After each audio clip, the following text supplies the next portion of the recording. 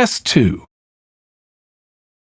You will hear a number of different recordings, and you will have to answer questions on what you hear.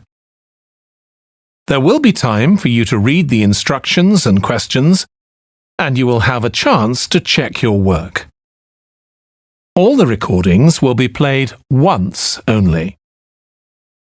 The test is in 4 sections. At the end of the test, you will be given 10 minutes to transfer your answers to an answer sheet. Now turn to Section 1.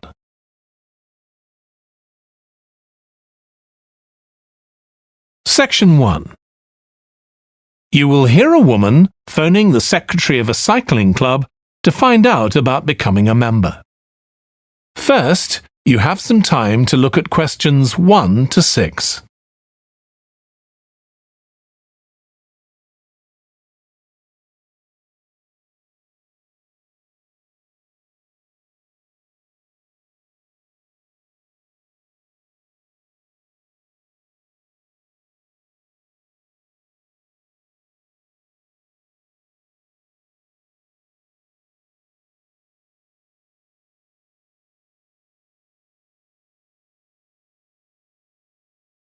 You will see that there is an example that has been done for you.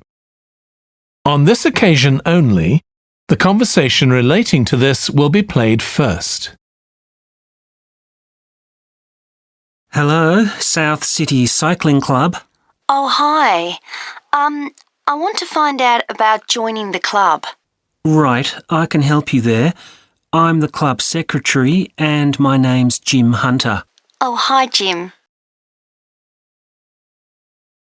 The club secretary's name is Jim Hunter, so Hunter has been written in the space. Now we shall begin. You should answer the questions as you listen because you will not hear the recording a second time. Listen carefully and answer questions 1 to 6. Hello, South City Cycling Club. Oh, hi. I want to find out about joining the club. Right, I can help you there. I'm the club secretary and my name's Jim Hunter. Oh, hi, Jim. So, are you interested in membership for yourself? That's right. Okay, well, there are basically 2 types of adult membership. If you're pretty serious about cycling, there's the full membership. That costs $260, and that covers you not just for ordinary cycling, but also for races both here in the city and also in other parts of Australia. Right. Well, I'm not really up to that standard. I was more interested in just joining a group to do some cycling in my free time. Sure, that's why most people join. So in that case, you'd be better with the recreational membership. That's $108 if you're over 19 and $95 if you're under. I'm 25. Okay. It's paid quarterly and you can upgrade it later to the full membership if you want to, of course. Now, both types of membership include the club fee of $20. They also provide insurance in case you have an accident, though we hope you won't need that, of course. No. Okay, well, I'll go with the recreational membership, I think, and that allows me to join in the club activities and so on. That's right. And once you're a member of the club, you're also permitted to wear our kit when you're out cycling. It's green and white. Yes, I've seen cyclists wearing it. So can I buy that at the club? No, it's made to order by a company in Brisbane. You can find them online. They're called Jerry's. That's Jerriz. You can use your membership number to put in an order on their website. Okay. Now, can you tell me a bit about the rides I can do? Sure. So we have training rides pretty well every morning, and they're a really good way of improving your cycling skills as well as your general level of fitness. But they're different levels. Level A is pretty fast. you're looking at about 30 or 35 kilometres an hour. If you can do about 25 kilometres an hour, you'd probably be level B.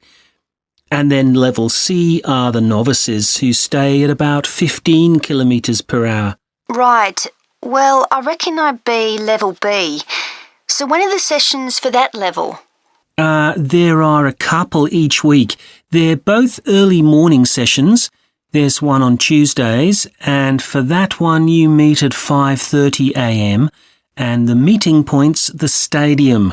Do you know where that is? Yes, it's quite near my home, in fact. OK, and how about the other one?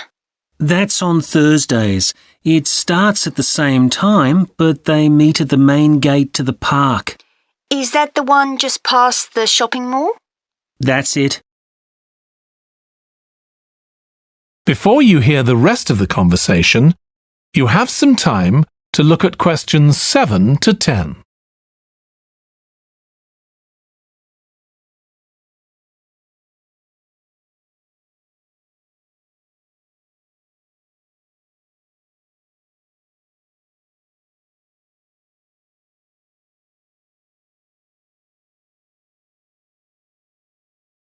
Now listen and answer questions 7 to 10.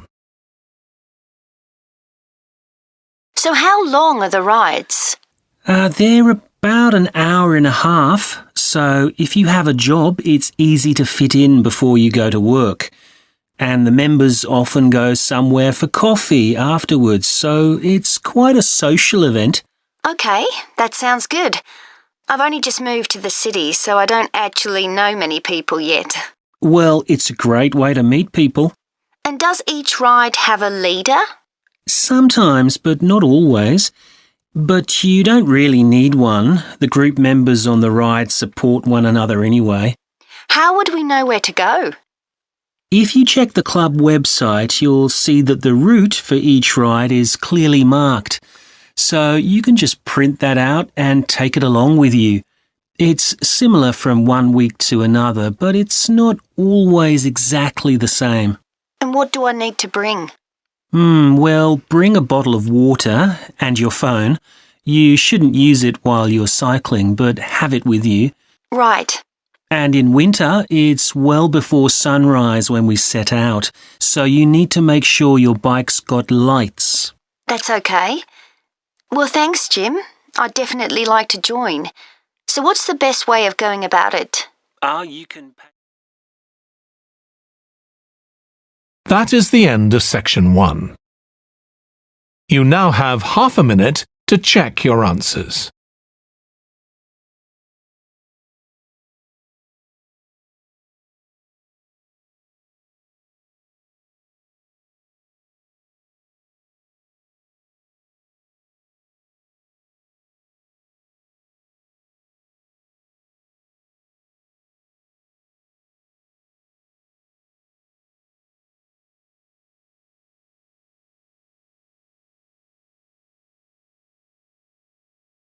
Now turn to section 2.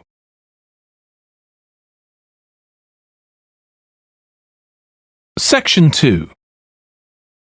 You will hear a manager in a company talking to employees about volunteering for charity work. First, you have some time to look at questions 11 to 16.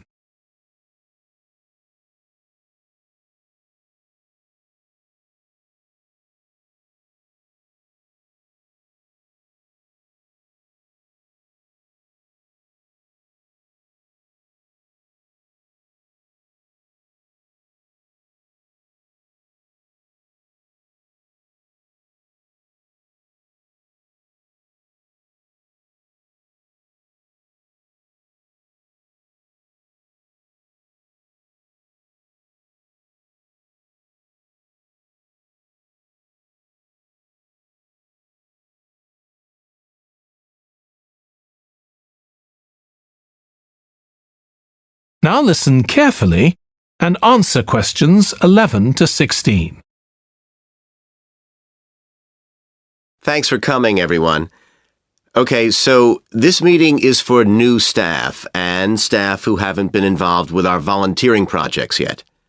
So, basically, the idea is that we allow staff to give up some of their work time to help on various charity projects to benefit the local community. We've been doing this for the last 5 years, and it's been very successful. Participating doesn't necessarily involve a huge time commitment. The company will pay for 8 hours of your time. That can be used over 1 or 2 days all at once, or spread over several months throughout the year. There are some staff who enjoy volunteering so much, they also give up their own free time for a couple of hours every week. It's completely up to you. Obviously, many people will have family commitments and aren't as available as other members of staff. Feedback from staff has been overwhelmingly positive. Because they felt they were doing something really useful, nearly everyone agreed that volunteering made them feel more motivated at work. They also liked building relationships with the people in the local community and felt valued by them. 1 or 2 people also said it was a good thing to have on their CVs. One particularly successful project last year was the Get Working project. This was aimed at helping unemployed people in the area get back to work. Our staff were able to help them improve their telephone skills, such as writing down messages and speaking with confidence to potential customers, which they had found quite difficult. This is something many employers look for in job applicants, and something we all do without even thinking about every day at work. We've got an exciting new project starting this year. Up until now, we've mainly focused on projects to do with education and training. And we'll continue with our reading project in schools and our work with local charities. But we've also agreed to help out on a conservation project in Redfern Park. So if any of you fancy being outside and getting your hands dirty, this is the project for you. I also wanted to mention the annual Digital Inclusion Day, which is coming up next month. The aim of this is to help older people keep up with technology. And this year, instead of hosting the event in our own training facility, we're using the ICT suite at Hill College, as it can hold far more people. We've invited over 60 people from the Silver Age Community Center to take part, so we'll need a lot of volunteers to help with this event. If you're interested in taking part, please go to the volunteering section of our website and complete the relevant form. We won't be providing any training for this, but you'll be paired with an experienced volunteer if you've never done it before. By the way, don't forget to tell your manager about any volunteering activities you decide to do. Before you hear the rest of the talk, you have some time to look at questions 17 to 20.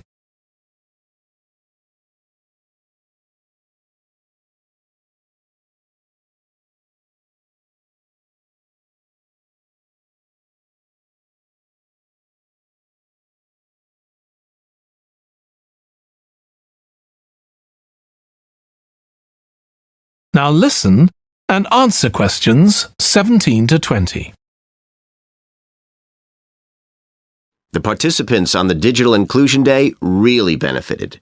The majority were in their 70s, though some were younger, and a few were even in their 90s.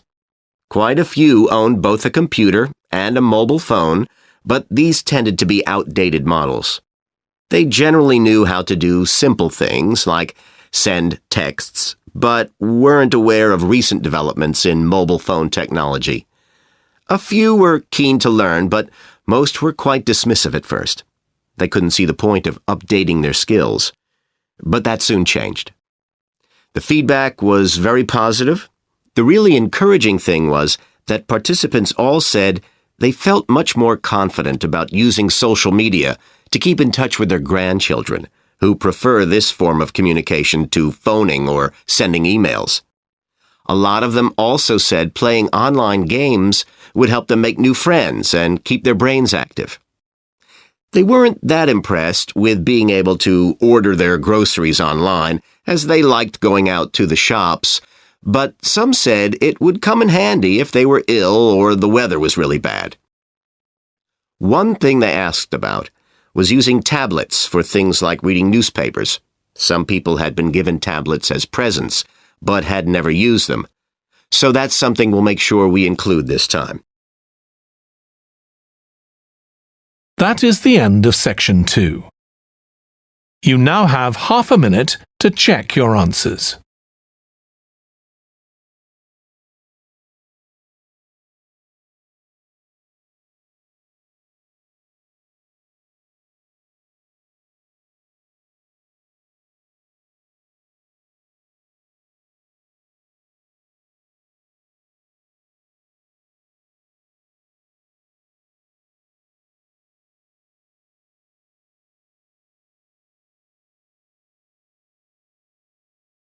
Now turn to section 3.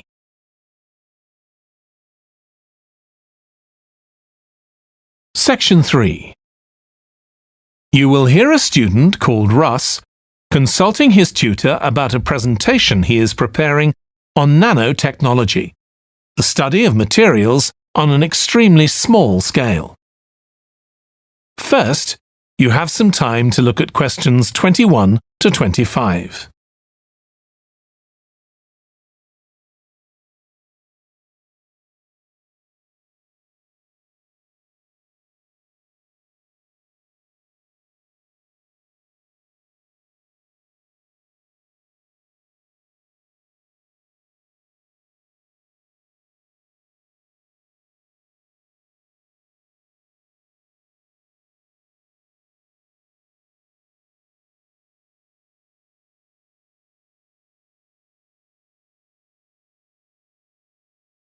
Now listen carefully and answer questions 21 to 25.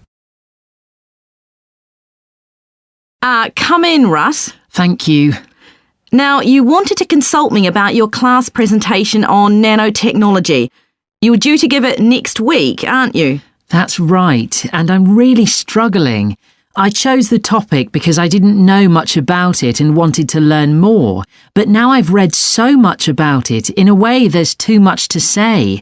I could talk for much longer than the 20 minutes I've been allocated. Should I assume the other students don't know much and give them a kind of general introduction, or should I try and make them share my fascination with a particular aspect? You could do either, but you'll need to have it clear in your own mind. Then I think I'll give an overview. OK. Now, one way of approaching this is to work through developments in chronological order. Uh-huh. On the other hand, you could talk about the numerous ways that nanotechnology is being applied. You mean things like thin films on camera displays to make them water repellent and additives to make motorcycle helmets stronger and lighter? Exactly. Or another way would be to focus on its impact in one particular area, say medicine or space exploration. That would make it easier to focus. Perhaps I should do that. I think that would be a good idea. Right. How important is it to include slides in the presentation? They aren't essential by any means, and there's a danger of tailoring what you say to fit whatever slides you can find. While it can be good to include slides, you could end up spending too long looking for suitable ones. You might find it better to leave them out. I see. Another thing I was wondering about was how to start. I know presentations often begin with, first I'm going to talk about this, and then I'll talk about that. But I thought about asking the audience what they know about nanotechnology. That would be fine if you had an hour or two for the presentation, but you might find that you can't do anything with the answers you get, and it simply eats into the short time that's available. So maybe I should mention a particular way that nanotechnology is used to focus people's attention. That sounds sensible. What do you think I should do next? I really have to plan the presentation today and tomorrow. Well, initially, I think you should ignore all the notes you've made, take a small piece of paper and write a single short sentence that ties together the whole presentation. It can be something as simple as, nanotechnology is already improving our lives. Then start planning the content around that. You can always modify that sentence later if you need to. OK. Before you hear the rest of the discussion, you have some time to look at questions 26 to 30.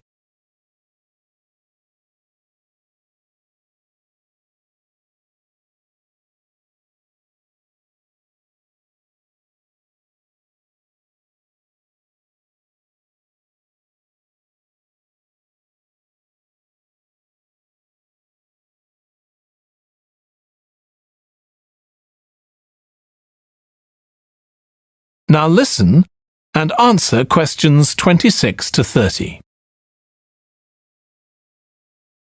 OK, now let's think about actually giving the presentation.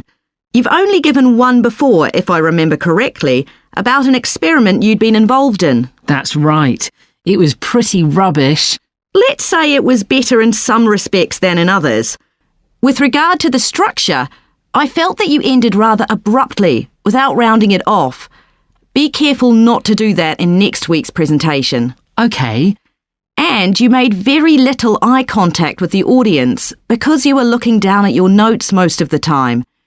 You need to be looking at the audience and only occasionally glancing at your notes. Your body language was a little odd. Every time you showed a slide, you turned your back on the audience so you could look at it. You should have been looking at your laptop. And you kept scratching your head, so I found myself wondering when you were next going to do that, instead of listening to what you were saying. Oh dear. What did you think of the language? I knew that not everyone was familiar with the subject, so I tried to make it as simple as I could. Yes, that came across. You used a few words that are specific to the field, but you always explained what they meant, so the audience wouldn't have had any difficulty understanding. Uh-huh. I must say, the handouts you prepared were well thought out. They were a good summary of your presentation, which people would have been able to refer to later on. So well done on that. Thank you. Well, I hope that helps you with next week's presentation. Yes, it will. Thanks a lot. I'll look forward to seeing a big improvement then. That is the end of section 3. You now have half a minute to check your answers.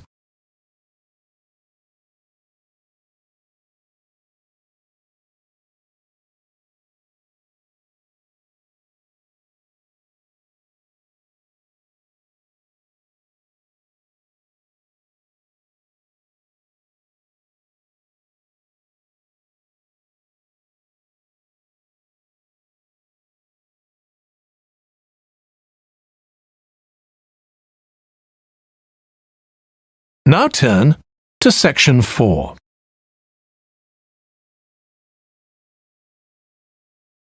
Section 4. You will hear a lecturer in psychology talking about a type of memory.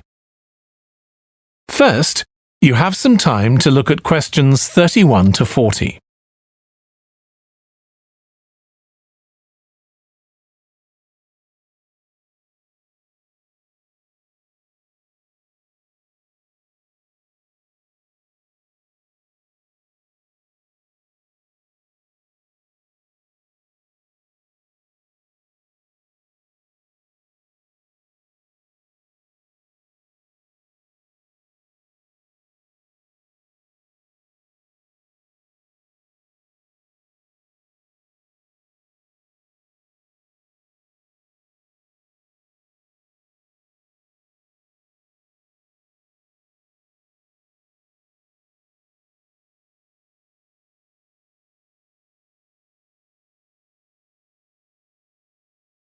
Now listen carefully and answer questions 31 to 40.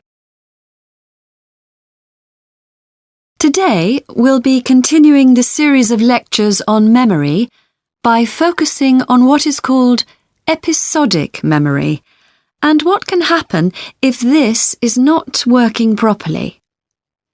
Episodic memory refers to the memory of an event or episode. Episodic memories allow us to mentally travel back in time to an event from the past. Episodic memories include various details about these events. For example, when an event happened and other information such as the location. To help understand this concept, try to remember the last time you ate dinner at a restaurant. The ability to remember where you ate, who you were with, and the items you ordered are all features of an episodic memory. Episodic memory is distinct from another type of memory called semantic memory. This is the type of factual memory that we have in common with everyone else. That is your general knowledge of the world. To build upon a previous example, remembering where you parked your car is an example of episodic memory. But your understanding of what a car is and how an engine works are examples of semantic memory. Unlike episodic memory, semantic memory isn't dependent on recalling personal experiences. Episodic memory can be thought of as a process with several different steps of memory processing, encoding, consolidation, and retrieval. The initial step is called encoding. This involves the process of receiving and registering information which is necessary for creating memories of information or events that you experience. The degree to which you can successfully encode information depends on the level of attention you give to an event while it's actually happening. Being distracted can make effective encoding very difficult. Encoding of episodic memories is also influenced by how you process the event. For example, if you were introduced to someone called Charlie, you might make the connection that your uncle has the same name. Future recollection of Charlie's name is much easier if you have a strategy to help you encode it. Memory consolidation, the next step in forming an episodic memory, is the process by which memories of encoded information are strengthened, stabilized, and stored to facilitate later retrieval. Consolidation is most effective when the information being stored can be linked to an existing network of information. Consolidation makes it possible for you to store memories for later retrieval indefinitely. Forming strong memories depends on the frequency with which you try to retrieve them. Memories can fade or become harder to retrieve if they aren't used very often. The last step in forming episodic memories is called retrieval, which is the conscious recollection of encoded information. Retrieving information from episodic memory depends upon semantic, olfactory, auditory, and visual factors. These help episodic memory retrieval by acting as a prompt. For example, when recalling where you parked your car, you may use the colour of a sign close to where you parked. You actually have to mentally travel back to the moment you parked.